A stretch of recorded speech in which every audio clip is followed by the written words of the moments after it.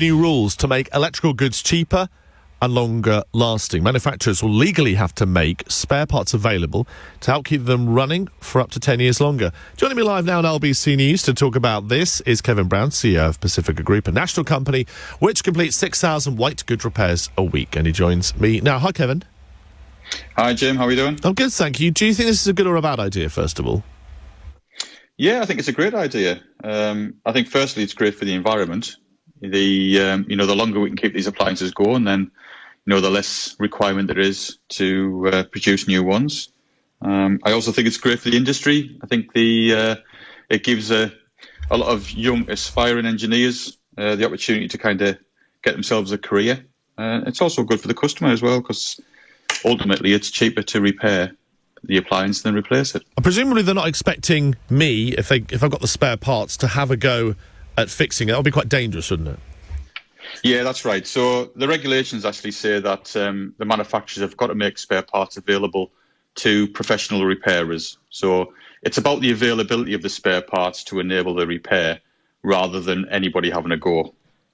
There's going to be a lot more work for you guys, isn't there?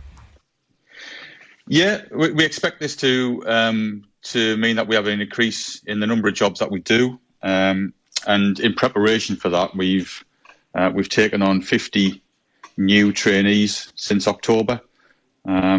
50 of them are in their training now, and another 13 to join us over the next month. One of the crazy things about all of this is that, I certainly knew that in the past it's been often cheaper to replace it with a new one than get it repaired.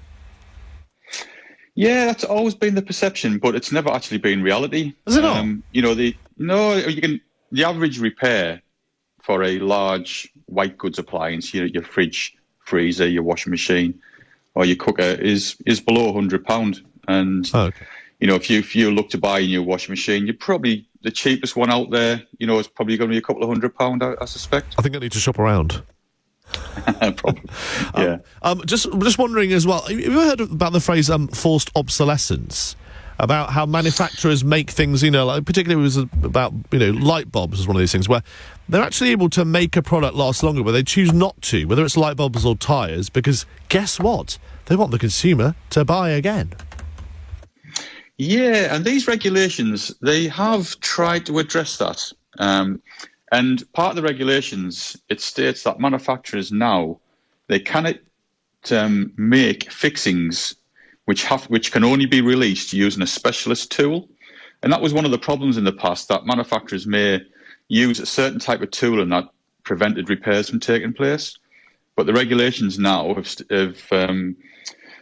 they actually demand that the manufacturers use simple tooling that can be available to anybody who is a professional repairer. So that's also a good thing, because it means that anybody who's qualified can actually gain access to the appliance to undertake the repair. Thank you for joining me live on LBC News. Good to talk to you. Kevin Brown, CEO of Pacifica Group.